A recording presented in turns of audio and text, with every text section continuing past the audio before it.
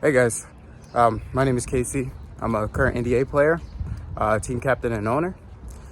And since this is my first real video on the channel, I just kind of wanted to go through and talk about my story with dodgeball, like where I got started, how I got to where I am now.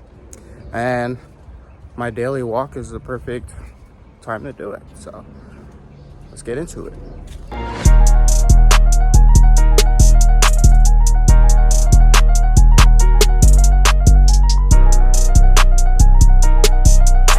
Who's boss, Casey? So, like most people, my first ever interaction with dodgeball was in elementary school. We used to play this game in that after-school program that was called Elimination. I guess it was a way to get around the dodgeball ban, but it's basically the same rules, except if you make a catch, the whole team comes in. So it was crazy there. After that point, it was a really long break, but when I was in middle school and I was kind of figuring out what college I wanted to go to, yeah, I started pretty early. No matter what college I went to, I was saying to myself, I was like, dodgeball would be a fun sport to do.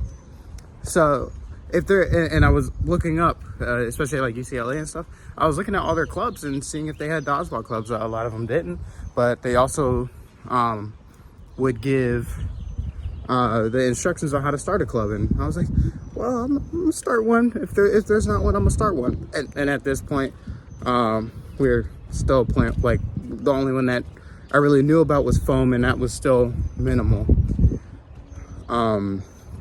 So yeah, and then from there, after that point, when I went to high school, in 10th grade, in PE, we would have like this free time type of thing, right? And all the cool dudes was playing basketball, but our gym teacher was cool. He let us have a few foam balls, so we would go in the wrestling room, which had a mat and everything, and we would play dodgeball. And it would be a few of us, like 6, 7 of us. It wasn't a lot. We would go play in the wrestling room. And from that point on, I didn't really play dodgeball. Like I didn't think about it. Like when it came to college, I didn't think about that anymore either with dodgeball. Because I was also occupied with other things. I was wrestling at the time. I was swimming at the time. So yeah, I wasn't really focused on that kind of stuff anymore. So now I'm fast forward into college. I started during COVID, so that already says a lot, right? And I was looking for stuff to do. My first semester there, I was playing a lot of basketball. Like it was bad. Like I was playing every day, like 4 hours a day, just playing basketball. And I got tendonitis in my knee, so I kind of slowed down on that. And then the following semester, I moved off campus, and I roomed with a bunch of people I played basketball with. So this is spring. No, this is fall of 2021 now. My roommate was saying that he got invited to a dodgeball tryout. And, I didn't think too much of it. I was like, oh, that sounds cool. And let me backtrack a little bit. This video is super unorganized. I've always been doing individual sports: swimming, boxing, wrestling. Those were my 3. It was always just you in there performing. I've always wanted to be a part of a team sport, even though there were teams, but I was always competing by myself. So I always wanted to be part of a team sport. So now we're back to where we were. He asked me if I wanted to go. I was like, hell yeah, let's go. So we go to the dodgeball tryout, right? And that's where I met the current players at the time. That's where I met Evan Eschenberg, Drew Funk, and all of them. and the trial went really well. I stood out like by the end of by the middle of the tryout. A couple of current players came up to me and said I was pretty much going to make the team. And this was me having no real experience in dodgeball, no baseball experience, right? And of course,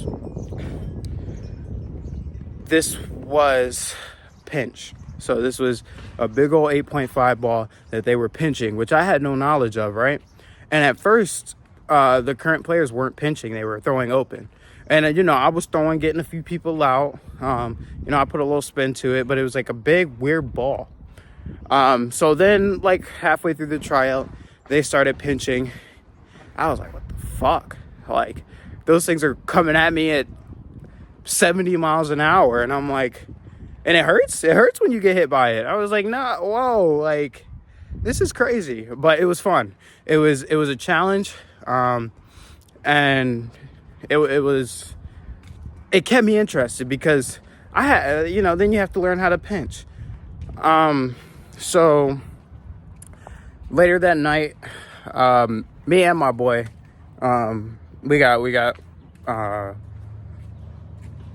we made the team. It was exciting. And then I started going to practices and stuff.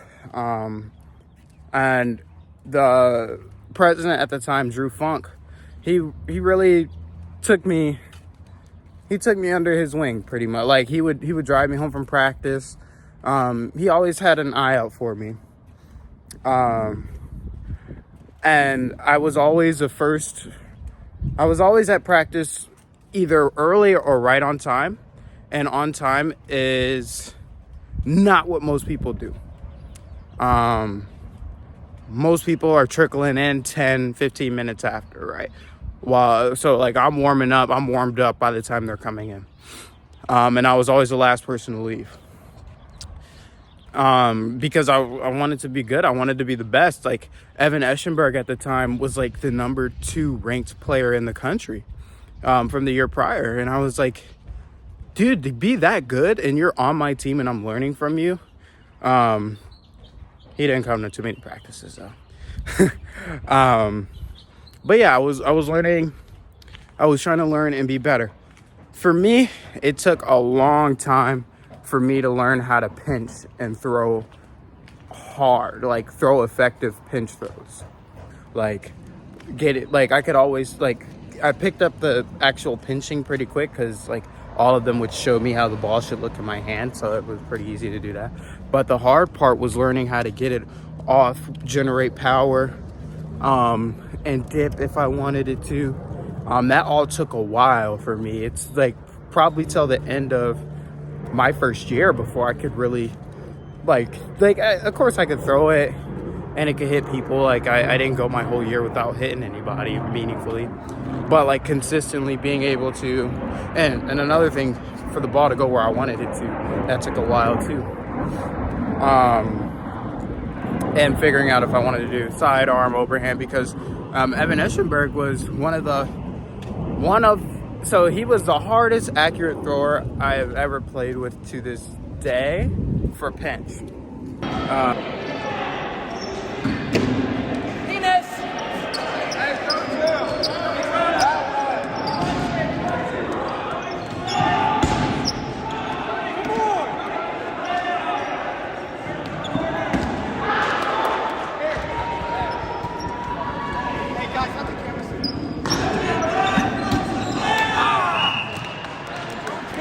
And he would throw sidearm. So yeah, that's it took me a while to grasp pinch, and also I was never really a catcher. I would catch the convenient stuff, the stuff that hit my stomach, but other than that, no, I wasn't really catching. It was coming too fast. I couldn't see the ball. So that summer I go to LA. And this is going to make sense, hopefully. I travel to LA for the first time because I want to be a filmmaker. I want to, that's my dream, profession-wise. So I come out here, I link up with my mentor. We've been friends now for 4 years at this point. So I'm out here for a week. I meet up with a few producers and stuff. And they were just basically telling me, you don't need a college degree to pursue film. So later that year, the next semester, I decide that I'm not going to continue to be in college. So I drop out. But I stay around the area because I need to stack some money up so I can come out here. So yeah, I continued to practice with the JMU guys. That's what kept me getting better. So from there, the captain now at this point is Nick Spear. He's the one giving me rides, and me and him actually became friends. Like we would hang out outside of dodgeball type thing. But no, that's when I started really getting good. I started catching a little bit more, and I had accurate throws now. Like I could throw hard and pretty accurately most of the time. So yeah, same thing. First one there, last one leave. Now I'm getting really good, and we have a home tournament. And no, I'm not gonna tell you guys that. But yeah, we have a home tournament. I'm seeing all the guys that I haven't seen in a while because I was on the team, so I couldn't travel.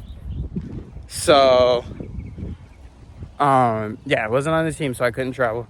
So this was the time where I finally I've played against Ben Smart and Tyler Peach, not Tyler Peach, but I played against Ben Smart and all of them before. But that was when I was fresh. I actually put that video up here where I'm like getting like destroyed because they're MVPs and I'm this new kid.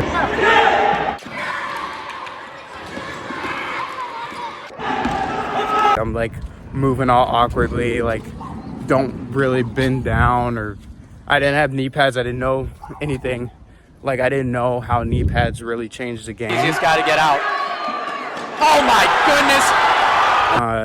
I meet all these guys for the first, like talking to them for the first time. And that was really my last interaction with like other teams. Because after this, I was getting ready to leave. Like, go to LA, that summer, that August. And I still had the last few practices with them. I think it was until nationals. I think they stopped after the last practice was right before nationals. So I did that. It was pretty bittersweet, even for the guys who like Nick Spear, James Turner, all of them who were about to graduate. Like this was really our last college dodgeball practice. So after that, I was like, okay, I was looking into leagues where I could continue to play because I just fell in love with pinch. I looked up USA and no real 8.5 or pinch. And honestly, I was very discouraged because I was like, well, I don't want to play any other ball type. Like if I'm playing, like I feel like I'm playing the highest level. People are pinching and chucking this thing 70, 80 miles an hour at the top level. Why would I want to switch to a foam ball that can't be thrown that hard, right? So then I'm like, maybe I can just play recreationally with, a couple, like maybe some people I meet in LA. But then the NDA gets announced. And I'm like, what? So the NCDA is a college level. The NDA is like the pro level. So I was like super excited. I was like, oh, I get to keep playing. So I joined the NDA, but at this point, I'm reaching out to Ben Smart tells me about this Facebook group called Dodgeball Family, and in that group, I put a posting like, anyone in LA who plays pinch, like I'm putting together a team for the NDA. So that's where I met Eric Nelson, Mark, not Mark, what's his name? I can't think of his name right now for some reason. Marshall Winterbottom, and Mark Acomb. I was meeting I was talking to all these guys, trying to get this team together. Dave Benedetto, and he has a viral clip, by the way. I'm gonna put that here.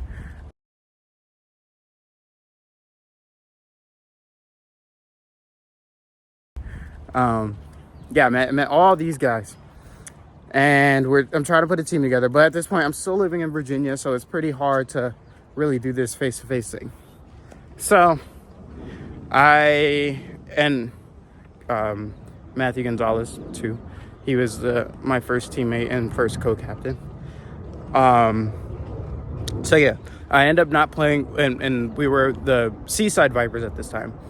We ended up not playing together. Eric plays for the Gamecocks. I go play for Chaos. But the intention was, by the middle of the year, like I was supposed to move out there in August, we were probably going to make a Nationals appearance as the Vipers. So I play 2 tournaments with Chaos. Did pretty well. I was pretty much the main thrower on that team. Just because I was at JMU, which was a very throwing first team, not a catching team, which basically sums up how I have played up until that point. And yeah, I played those 2 tournaments. I think I did really well. The team had a bunch of rookies and stuff, so the team itself didn't do very well. So I'm about to move to LA. It's like the middle of July. I put in my notice. I'm leaving my job. Right, I was a car salesman at this point. And there's a tournament in Athens, Ohio, that I want to go. That I was like, it's only a 5-hour drive, and I was gonna go the week before I moved, and it was a week before I was gonna move. So I was like, I can go there, still come back, and be able to visit all my family and stuff before I leave. So I was like, why not? So I drive 5 hours to Ohio. And this tournament is very interesting because teams have picked up that I'm the main thrower. I'm still picking a little bit of people off, but we play against the Spartans, and it really pissed me off because they figured out a way to neutralize me to where I didn't get a single throw off the whole game. And mind you, it's like a 16-minute game. I didn't get a single throw. It forced me to have to catch. So then we play, a few other teams. Well, I think there's only 2 teams in between that. It was Dynasty, which had a few catches there, but I was also able to throw, and then Resistance. So this was a very big turning point in my life. I'm playing Resistance, and I'm picking off. I'm on the left side. That was a day. Somewhere throughout that day, I figured out that I was better on the left side than the right side, even though I'm right-handed. So I'm on this left side. I'm picking everybody off on this side, right? I'm picking and I'm also playing against my current co-captain right now, Mike Hennebush. So I'm taking all these guys out on this side, and boom, I break my arm. Yeah, I had a spiral fracture. It just right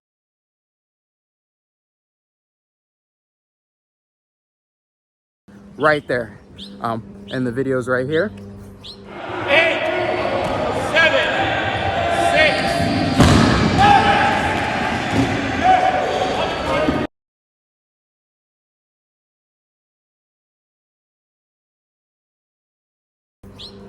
And yeah, it was just like everybody heard just a loud pop.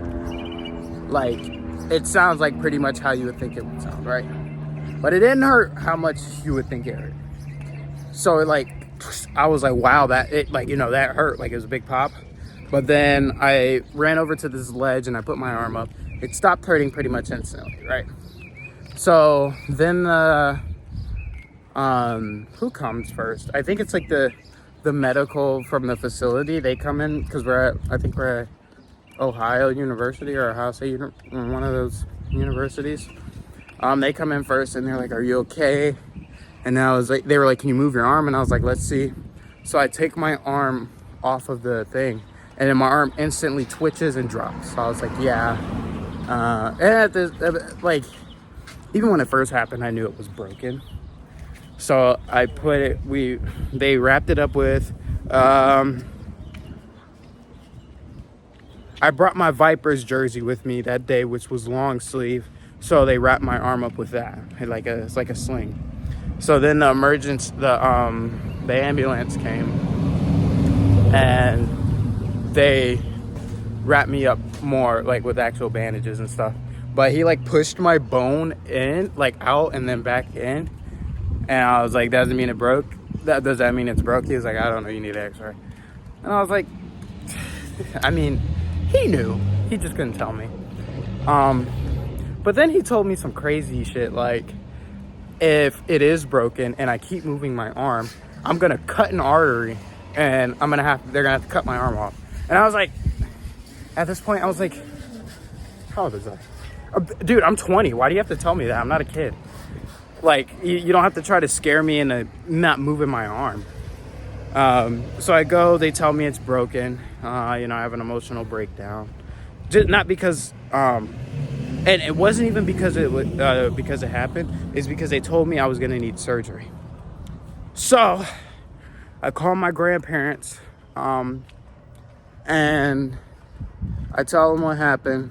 So my two grandpas come get me. My mom's dad and my dad's dad. They team up and they come get me. Because I needed two people because someone needed to drive my car back. So I ended up going back to my apartment in Harrisonburg and finish packing that up, and then go down to Hampton, which is where I'm from. So all this to say, moving out to LA got pushed back until like January of the next year. So right now we're into July.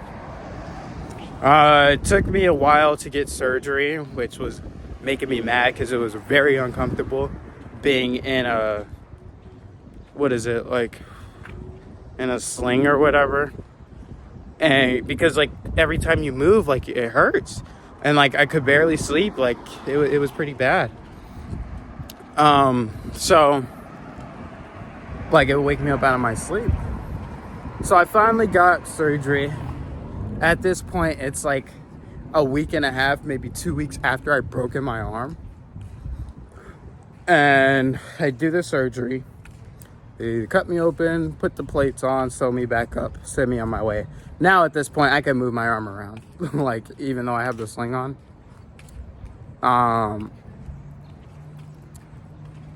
Yeah, so yeah, the surgery really helped me move right away. 2 weeks later, they take the sling and stuff off, and they put me on this regimen to start straightening my elbow back, because for those of you who don't know, when you break your arm and you're in a sling, your muscles contract here, so it takes a while for you to be able to strengthen it out. They give me this little tool that locks my arm out, and every day supposed to do stretches, but then also stretch it a little bit past where it is now, and then lock it in that position so my muscles get used to relaxing.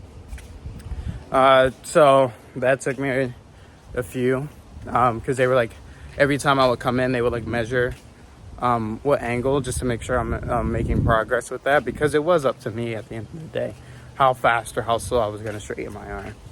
So I do physical therapy until, when was this? This had to be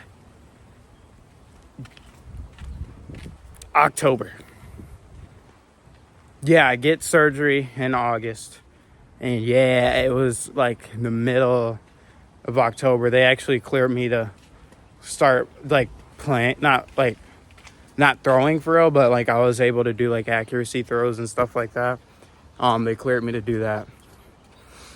And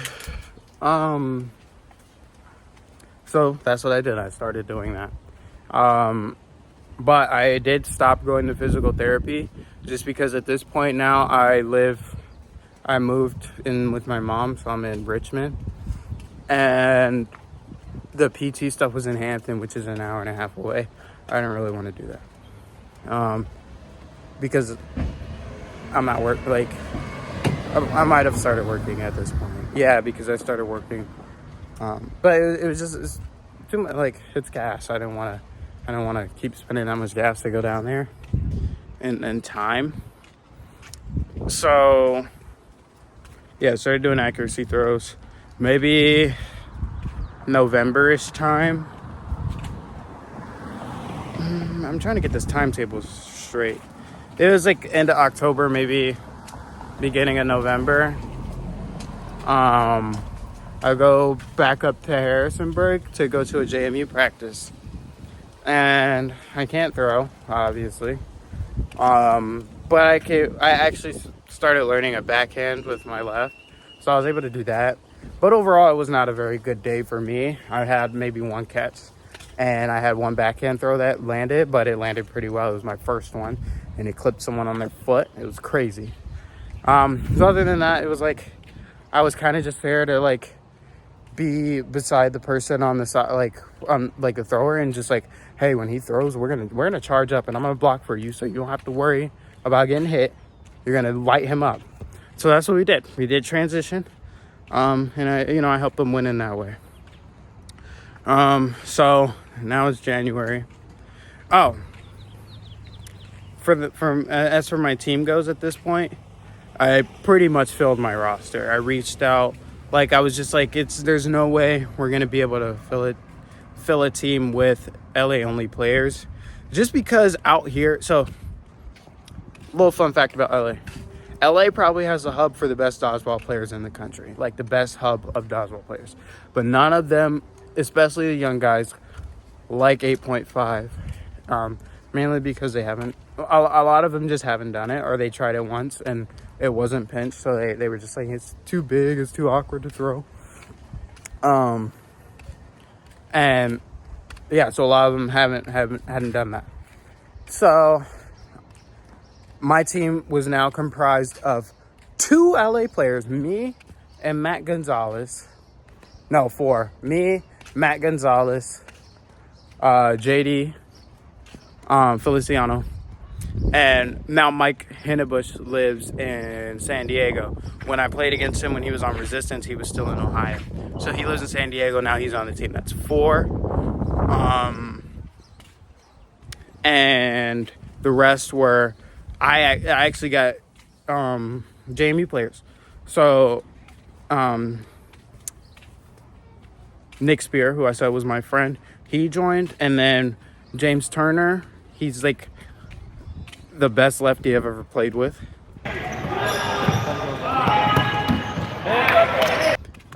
He joined, and they were roommates at the time.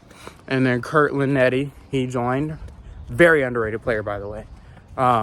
There's no, like, I get why, because he wasn't present at a lot of tournaments. No reason why he shouldn't have been an All-American at some point in his college career. Free chopper boy, bitch. RP dope. Got the keys, I got fucking 5 and 9s in this bitch. I got cutters in this hoe. I got pounds in this bitch. I got hoes running in and I'm slime in it. I go by young boy and I zip you up from talking shit. These niggas bitches and I know that they ain't broke that shit. Can't come how I'm coming. I was a youngin' when they tried that shit. But so yeah, I have these guys on my team now, and then I get like, random players, random other players that were willing to join because this league is very top heavy. Like the top teams are stacked, and then the lower teams kind of just kind of at the bottom. Like they don't get the best players. Like it's pretty clear that really only the top 4 teams have a chance. Maybe top 4 or 5 teams have a chance of winning the whole thing. Like the gap is significant. So now we're in February. We do a scrimmage where it's most of the real team that I have, but we also pull in some other heavy hitters like Leo Rockamore, Corey Heitman, and Tyler Peach. And we play, and we get second in that tournament. And this is, by the way, this is me not throwing either, because at this point, my throw, because my arm is still very agitated at the fracture spot, so I can't really throw. So when I throw, I was like locking my arm out and then just like letting it fly over using gravity. So I was not having very, very good throws. My role there, I was just kind of there like, let's see what my team can do. So yeah, it was, we got second. And at this point in the tournament, or at this point in my life, I'm playing a lot of no sting in Burbank because it's free. So that's where I'm getting my practice at. I'm not practicing 8.5 pinch. Honestly, that stuff never really leaves you. But I want to say, when you play no sting and foam, they make you a better catcher. So now we're going to fast forward to May, the first tournament of this season. We go. And I can throw now. Like, I'm back. Like, I'm only throwing sidearms, but I can throw. I'm back. Like,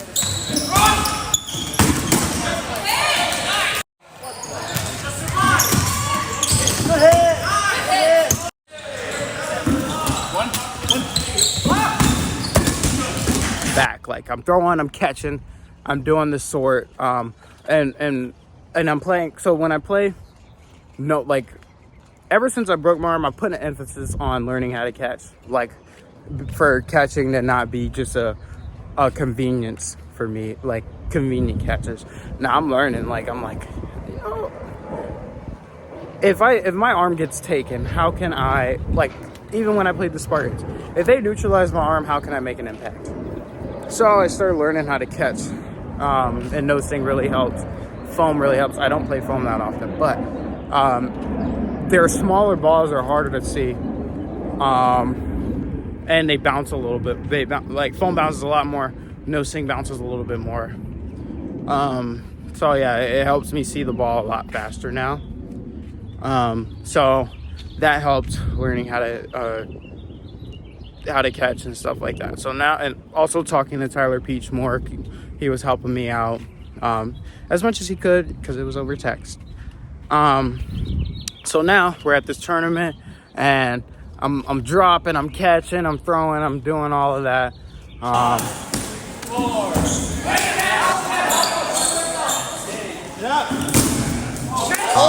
But we still get the shit kicked out of us. Like, we got like second to last place at that tournament, and that tournament was pretty big, so we barely got any points for that.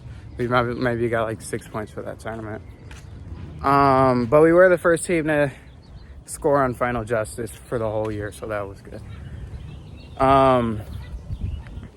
So yeah, because we picked up a few free agents, didn't really do much for us, and also it was our first time playing as a team, really, like, except for that one tournament. But we also had a lot of subs that were heavy hitters. So, and at this point, we're playing against those subs. Like, Corey Heitman founded Royals, and Leo is on Omerta, like that kind of stuff. Tyler Peach is on Kraken.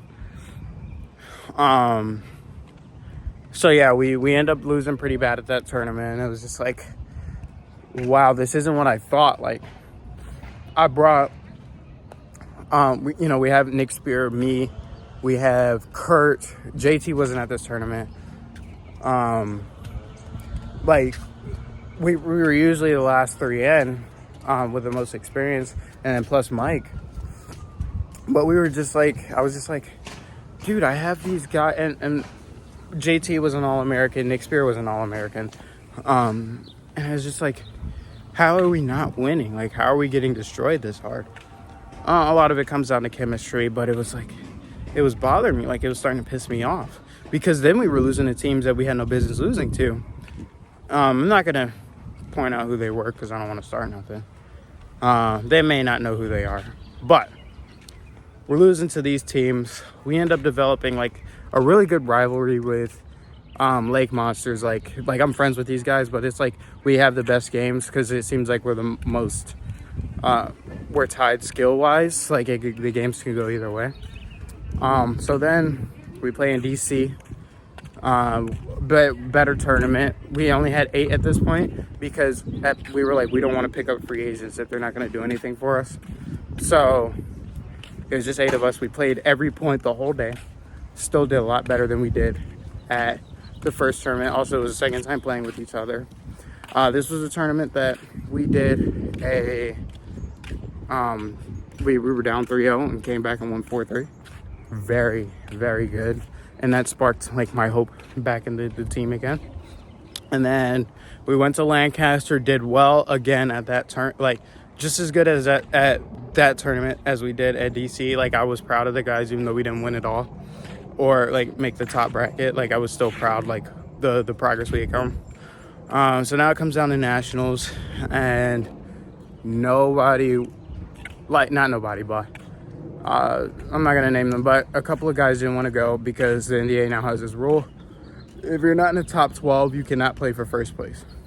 So if you're 13th or anywhere after that, we were 15th, you cannot compete for first place. So we ended up not going. It wasn't worth it. It was too much money, and we couldn't, like we had no chance, like we couldn't even play for first. So we didn't go. So now we're closer to now. This is 2024, like October-ish time. JT and Spear leave. Kurt too, but Kurt's not joining any other team. He's just really busy. He's also very good at spike ball. He travels for that. JT and Spear joined a JMU team, just came out. They haven't played yet, but I'm interested to see that. So they leave. Now I have to fill a roster, which is a whole other thing. And I'm like, okay, I really have to step it up as like a captain. Like I have to do more and this and that. So I've been really focusing on catching. Like so much so I'll go whole days without throwing just so I can catch. And I've gotten pretty good. Of course, this is no thing. I'm learning how to catch, and hopefully it helps just as much against pinch. Because now I'm at the point now where I'm sliding on my knees, like getting catches and stuff. So hopefully that does me some good. And now the team isn't all in LA, but now there's like 5 or 6 of us from the West Coast, including Andrew Ketchum, which was someone, if you don't know, a couple years ago won MVP at the World Tournament. So I've been talking to him for about a year and a half, and I just kept asking him, and he was just like, I'm too busy. Or, he had to prepare for Worlds last year, which was in Austria. So he couldn't really spend money to travel. But this year, he said he would come out. So I'm excited to play with him. That's going to be fun. But I'm also, more recently, like within the last month or so, started having arm pain again. And that was because I started playing twice a week instead of once a week. So my arm isn't healing fast enough. So for the last 2 weeks, I have not been throwing. I have just been catching. And to tell you how far I've gotten, going from 0 catches a tournament to now, on that night, I probably had 30. Was just incredible. Like I'll put clips here, of my catches.